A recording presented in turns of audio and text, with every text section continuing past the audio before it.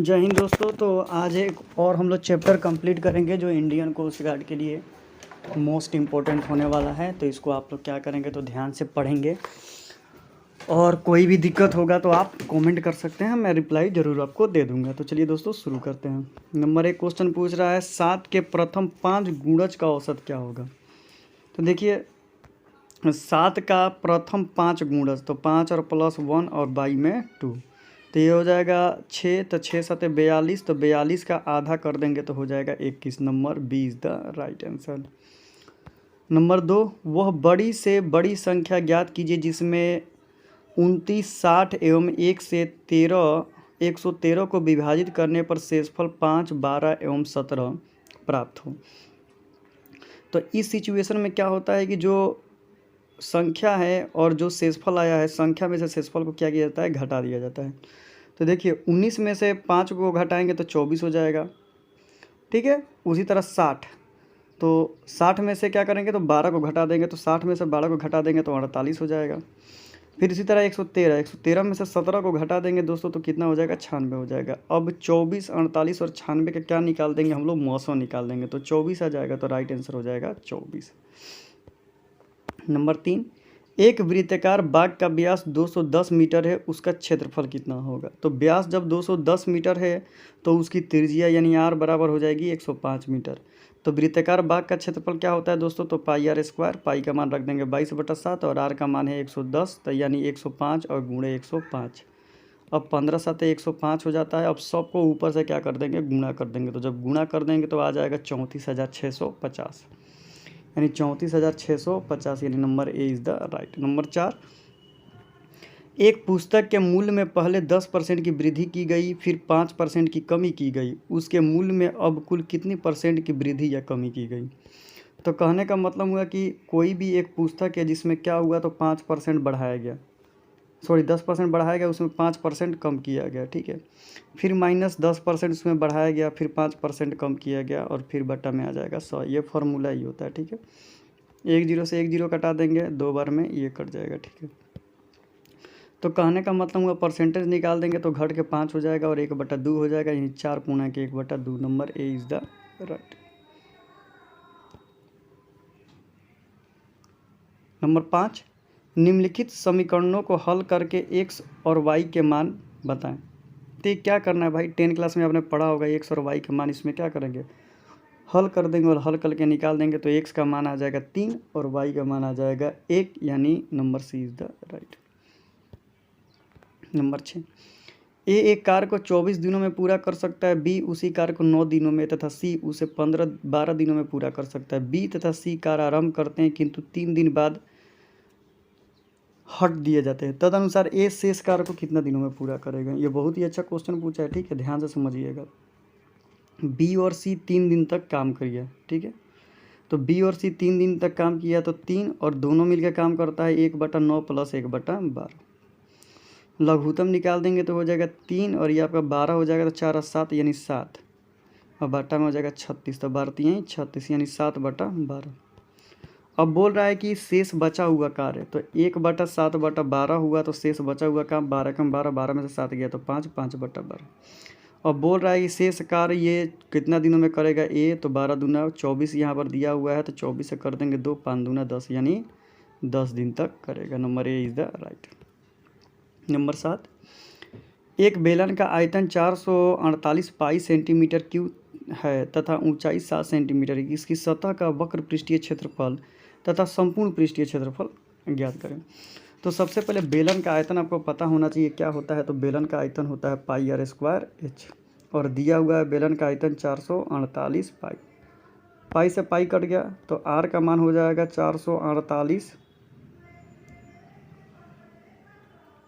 अब एच का मान दिया हुआ है 7, तो इसको कटा देंगे। तो कहने का मतलब हुआ जब इसको कटा देंगे तो आर का मान आ जाएगा दोस्तों 64, यहाँ पर आर स्क्वायर, तो आर का मान हो जाएगा 8। तो आर का मान दे दिया गया है और एच का मान दिया हुआ है। तो बेलन का पृष्ठीय क्षेत्रफल 2 पाई आर एच, 2 गुणे 22/7, आर का मान 8 आ गया और एच का मान 7 आ गया। 7 से 7 कट गया, ये सबको गुणा कर देंगे तो 352 सेंटीमीटर। कुल पृष्ठीय क्षेत्रफल उसी तरह निकाल देंगे तो आ जाएगा 754, ठीक है। 754.86, यानी कहने का मतलब हुआ है 352। Number A is the right answer. अब आ जाते हैं दोस्तों नंबर 8 पर। इसको तो हल करना है। आप लोग को 5 और 6 क्लास में इसको पढ़ाया गया, तो इसको मैं हल करना उचित नहीं समझता हूँ। आप लोग कर लेंगे। Number B is the right. ये इंपॉर्टेंट क्वेश्चन है, तो इसको आपको समझना पड़ेगा। ठीक है, बोल रहा है कि सबका मान निकालना है। तो देखिए ये 40 डिग्री है, तो अल्फ़ा का मान भी हो जाएगा 40 डिग्री। ठीक है, अब देखिए ये 40 हो गया। अब देखिए ये इसके सामने सामने बीटा, बीटा का मान हो जाएगा 80 डिग्री। तो 40 डिग्री 80 डिग्री, इसमें भी नहीं है, इसमें भी नहीं है, ये इज़ द राइट आंसर। यानी शीर्षा अभिमुख कोण से हो जाते हैं, एक्यूट एंगल से। ए का 1/2 बराबर बी का 2/3 बराबर सी का 1/3 है, तो ए बी सी का मान क्या होगा? ये फॉर्मूला ही होता है। ठीक है, देखिए कहने का मतलब हुआ सब मान लेंगे। ए बराबर 1/2 बराबर बी गुणे 2/5 बराबर सी गुणे 1/3 बराबर के। तो सब की तुलना के से कर देंगे। तो ए बराबर तीछा तीछी गुणा करेंगे तो 2 के हो जाएगा। बी बराबर तीछा तीछी गुणा करेंगे तो कितना हो जाएगा? 5/2 के। और सी बराबर हो जाएगा 3 के। तो कहने का मतलब हुआ कि ए का मान, बी का मान, सी का मान, कहने का मतलब हुआ 2 के अनुपात 5/2 के अनुपात 3 के। सबका ACF निकाल देंगे तो 2 हो जाएगा, तो सब में 2 से गुणा कर देंगे। तो 2 से गुणा कर देंगे तो ये 2 दूनी के 4 हो जाएगा, ये 5 हो जाएगा, ये 3 दूना 6 हो जाएगा। तो 4:5:6। Number A is the right. अगर इस क्रम में कभी भी संख्या आए तो मैंने आपको ऑलरेडी बता दिया है कि वो संख्या का मान 1 हो जाता है। नंबर 12, एक धनराशि के 5% वार्षिक दर से 2 वर्ष के ब्याज और 4 वर्ष के ब्याज का योगफल 500 है। मूलधन क्या होगा? मूलधन बराबर टोटल कितना हो गया? 2 वर्ष और 4 वर्ष 6 वर्ष। तो मूलधन बराबर क्या निकाल देंगे भाई? तो ब्याजों का योग। तो ब्याज का योग कितना हो जाएगा? 500। 100 दर अगुणे समय का योग। तो दर कितना हो गया हमारा? 5% और समय का योग हो गया 6। यही ना है। अब इसी को क्या कर देंगे दोस्तों? कटा देंगे। तो कटा देंगे तो 1666। Number A is the right. Number 13, एक नाविक शांत जल में 4 किलोमीटर घंटा की चाल से जा सकता है। यदि धारा की चाल 2 किलोमीटर प्रति घंटा हो तो जल प्रवाह के साथ नाव ले जाने में 12 किलोमीटर दूर जाने में कितना समय लगेगा? तो देखिए समय बराबर यहीं से निकाल लेंगे हम लोग। समय बराबर दूरी बटा चाल। तो दूरी दिया है 12 और चाल हो गया 4 और 2 6। तो कटा देंगे तो 2 किलोमीटर प्रति घंटा, यानी number B is the right. दी गई संख्याओं की सेट की माध्यिका क्या होगी? तो देखिए माध्यिका क्या होता है? सबसे पहले इसको आरोही क्रम में सजाएंगे और संख्या गिन लेंगे कि कितना आया है, और उसके बाद अगर वो संख्या सम है तो सम का फॉर्मूला लगता है, और विषम है तो n+2 का फॉर्मूला लगा के बना देंगे तो 15 आ जाएगा। माध्य क्या होगा? तो जितनी भी संख्या है सबको जोड़ देंगे और जो संख्या उससे भाग कर देंगे। कहने का मतलब है 1 2 3 4 5 6 7 8 9 10 संख्या 10 को हो गई, तो सबको जोड़ देंगे और बटा में इसे 10 से भाग कर देंगे, तो वही हमारा राइट आंसर हो जाएगा 53.4। देखिए कोस 0 डिग्री, तो कोस 0 डिग्री का मान कितना हो जाता है दोस्तों? तो इसको हल कर देना है, सबका मान रख के गुणा कर देना है। तो सबका मान रख के गुणा कर देंगे तो राइट आंसर आ जाएगा 7/4। आप लोगों ने मैट्रिक क्लास में पढ़ा होगा। नंबर 17, एक वस्तु का लागत मूल्य उसके विक्रय मूल्य का 40% है, तदनुसार उसका विक्रय मूल्य उसके लागत मूल्य का कितना % है? तो सबसे पहले वस्तु का क्रय मूल्य निकालेंगे। तो क्रय मूल्य बराबर क्या हो जाएगा? विक्रय मूल्य गुणे, यानी कहने का मतलब हो जाएगा 250।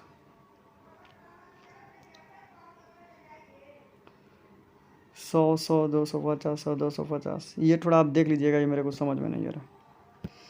इतना में इकाई अंक क्या होगा? तो 17 के 21, फिर 21 में 8 से गुणा कर देंगे, फिर 8 को क्या कर देंगे? इससे गुणा कर देंगे, और गुणा करने के बाद जो इकाई अंक आएगा वो हो जाएगा नंबर 2, यानी ए। गौरव ने 42,000 का निवेश करके अपने व्यवसाय आरंभ किया। ये कितनी दफ़ा मैं बता चुका हूँ, बार बार यही फिर मैं क्वेश्चन बनाऊंगा तो अच्छा नहीं रहेगा। फिर भी मैं आपको बता देता हूँ। गौरव 42, ये हो गया 5, ये हो गया 31। अब सबका रेशियो निकाल देंगे। ठीक है, रेशियो निकालने के बाद जितना आएगा उससे उसको मल्टीप्लाई कर देंगे, हो जाएगा राइट आंसर। नंबर बी, किसी टंकी को 2 नालियों क्रमशः 10 घंटे तथा 12 घंटे में भर सकती हैं, जबकि एक तीसरी नाली उसे 20 घंटे में खाली कर सकती है। यदि तीनों नालियाँ एक साथ खोल दी जाए तो टंकी कितने देर में भर जाएगी? तो कहने का मतलब हुआ कि ये 1/10 घंटा हो गया और ये हो गया 1/12 घंटा। अब ये तो भरेगा और ये 120 यानी 20 इसको घटाएगा, यानी उसमें खाली करेगा तो इसको घटा देंगे। तो ये आपका हो जाएगा लघुत्तम, आपका हो जाएगा 60, तो ये आपका 6, ये हो जाएगा 5, ये हो जाएगा 3, तो 11, 11 में से 3 गया तो 2, 6, 5, 11, 11 में से 3 चला जाएगा, तो 11 में से 3 चला जाएगा तो कितना हो जाएगा दोस्तों? 9, और बट्टा में हो जाएगा 60, तो इसको कटा देंगे तो 2/15, यानी 2/15 कहने का मतलब हुआ कि 2/15 यानी 15/2 यानी 7/1/2 यानी 7 घंटा आधा घंटा, यानी 7 घंटा 30 minute. Number C is the right answer. अब आ जाते हैं दोस्तों हम लोग सामान्य ज्ञान पर, जो मोस्ट इम्पोर्टेंट होने वाला है, इसको भी आप लोग को ध्यान से पढ़ना पड़ेगा। शक्ति की एसआई मात्रक क्या होती है? तो दोस्तों शक्ति का एसआई मात्रक वाट होता है। नंबर 22, निम्नलिखित में से किसे एम सॉल्ट के नाम से भी जाना जाता है? तो किसे जाना जाता है दोस्तों? Number D, magnesium sulphate. Number 23, सिरका का अन्य नाम क्या है? सिरका का अन्य नाम है दोस्तों ये एथेनोइक एसिड। नंबर 24, जब ध्वनि तरंगें किसी माध्यम से होकर संचरित होती हैं तो कौन सी भौतिक राशि? तो नंबर बी हो जाएगा केवल ऊर्जा। नंबर 25, किसी तत्व की परमाणु द्रव्यमान संख्या निम्नलिखित में से किस संख्या के योग के बराबर होती है? तो केवल प्रोटॉनों न्यूट्रॉनों की संख्या के। नंबर 26, जब हम रबड़ के गेंद वाली सीट पर बैठते हैं अथवा जब गद्द पर लटते हैं तो उसका आकार परिवर्तन हो जाता है, ऐसे पदार्थ में पाई जाती है, क्या पाई जाती है? तो नंबर बी, स्थितिज ऊर्जा। नंबर 27, जब कोई वस्तु पृथ्वी से चंद्रमा पर स्थानांतरित की जाती है तब क्या होता है दोस्तों? नंबर बी, उसका द्रव्यमान अपरिवर्तित रहता है। नंबर 28, पायास यानी इमल्सन किससे मिलकर बना होता है? तो किससे मिलकर बना होता है दोस्तों? तो नंबर सी, 2 द्रव से मिलकर। नंबर 29, फ्यूज तार में विद्युत धारा कौन सा गुणधर्म लगा होता है? तो फ्यूज तार में कौन सा होता है? तो धारा का तापमान को प्रभावित। नंबर 30, प्रत्येक क्रिया के बराबर एवं विपरीत दिशा में एक प्रतिक्रिया होती है, यह क्या कहलाता है दोस्तों? तो न्यूटन के गति का तृतीय नियम कहलाता है। ठीक है, अब आ जाते हैं दोस्तों सामान्य अंग्रेजी पर, यानी इंग्लिश पढ़ लेते हैं। तो इंग्लिश में ये आपका पैसेज दिया है, पैसेज को पढ़ना है और दिए गए क्वेश्चन का आंसर यहाँ से देना है। तो इसमें तो टाइम लग जाएगा, तो आप लोग पढ़े होंगे तो इसका आंसर आप दे पाएंगे, इसमें कोई दिक्कत नहीं है। ठीक है, अब आ जाते हैं दोस्तों नंबर 35 से। इसमें ईरर जो है उसको छांटना है। The path to dash the famous church passage through a forest, no error. इसमें मैंने क्या जो ऐसा सेंटेंस है जो ईरर है, तो नो ईरर, इसमें कोई ईरर नहीं है। Number 36, several days passed before Jeff work over enough courage to return to the house, no error. इसमें क्या हो जाएगा दोस्तों? तो नंबर बी हो जाएगा। ठीक है, यानी Jeff work over enough. Active voice से पैसिव वॉइस में बदलना है। आई saw him conducting the rehearsal, यानी रिहर्सल में कंडक्ट कर रहा है, तो इसका पैसिव वॉइस क्या हो जाएगा दोस्तों? Number C, I saw the rehearsal being conducted by the him. अब नरेशन इसको बनाना है डायरेक्ट से इनडायरेक्ट में। The old women said to the boy please help me, तो क्या हो जाएगा दोस्तों? तो नंबर ए हो जाएगा, the old man requested the boy to help her. Number 39, choose the perfect sentence, यानी इसमें पंचुएशन मार्क को choose the future perfect tense, इसमें फ्यूचर परफेक्ट टेंस कौन है उसको क्या करना है? तो फाइंड आउट करना है। तो नंबर सी हो जाएगा, he will have a lot of experience. Number 40, इसमें करेक्ट ग्रामेटिकल मीनिंग क्या होगा? I probably dash left. Number A हो जाएगा should have. Number 41, doctor Brown can not see you right now, he has been dash out on an emergency. Number B हो जाएगा called. Number 42, after the accident Geoff did not dash up to, इसमें number A हो जाएगा fill up to. Idiom phrase बताना है, to cross sword with someone. Number D हो जाएगा to have verbal contest with someone. Number 44 although violence is dash there is a no stiff dash by the revolutionary army. 44 का B हो जाएगा, ठीक है। Number 45 को इसी तरह इसको फिलअप कर देंगे तो इसमें ए हो जाएगा। अब आ जाते हैं दोस्तों हम लोग रीजनिंग पर, और रीजनिंग को देख लेते हैं कि इसमें क्या इंपॉर्टेंट है। नंबर 46, जैसे परवर्ती का पूर्ववर्ती होता है उसी तरह संकटमय का क्या हो जाएगा, तो सेम वही है, दुखद सुखद। Number B. नंबर 47, सबसे पहले इसमें क्या होता है, उचित क्रम में क्या हो जाएगा, तो सबसे पहले इसमें आता क्या है, तो देखिए सबसे पहले जो होता है, सबसे पहले शिशु आता है, उसके बाद वो बालक बनता है, बालक के बाद वो किशोर अवस्था में जाता है, उसके बाद वो पौढ़ होता है, पौढ़ के बाद वो क्या होता है, पौढ़ के बाद वो वृद्ध होता है। तो 1 5 4 3 2 number C is the right. अब इसको करना क्या है, देखिए 36 में 4 से भाग कर दिया तो 12 आ गया, नहीं 36 में 4 से भाग करेंगे तो कितना आ जाएगा, 9। अब 9 का क्या कर देंगे दोस्तों,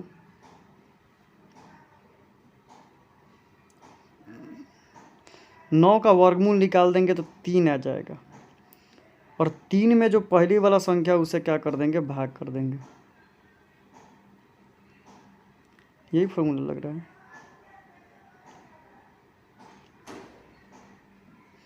यही फॉर्मूला लगा देंगे, इसमें हो जाएगा नंबर 13।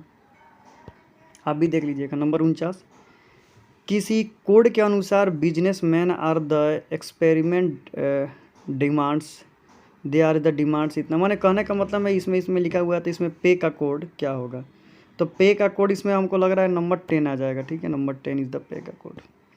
नंबर 40, ए सी का पिता है, डी बी का बेटा है, ई ए का भाई है, यदि सी डी की बहन है तो बी का ई के साथ क्या संबंध होगा, तो वो उसका भाभी होगी। नंबर 51, जफर एक निश्चित स्थान से उत्तर की ओर 15 किलोमीटर चलता है, ठीक है, निश्चित स्थान हो गया, ठीक है। वो क्या कर रहा है, उत्तर की ओर 15 किलोमीटर चल रहा है, ठीक है।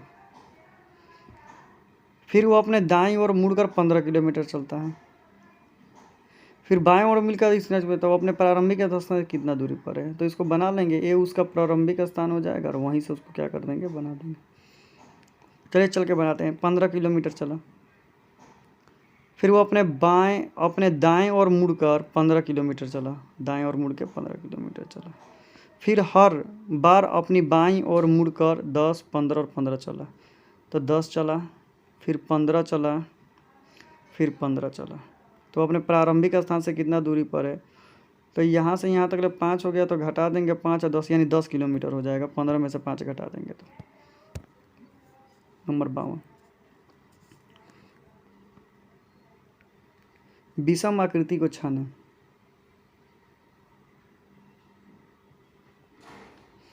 देखिए जो अंदर आकृति है इसमें भी 4 भुजा है, अंदर आकृति में 4 भुजा है, इसमें भी 4 भुजा है, लेकिन इसमें 5 भुजा है, तो number C is the incorrect. आरेख में अपराधी, पॉकेटमार और अगजानी करने वालों के बीच सर्वाधिक संबंध कौन सा है, तो यही हो जाएगा नंबर बी। नंबर 54, विषम आकृति को इसमें छांटना है।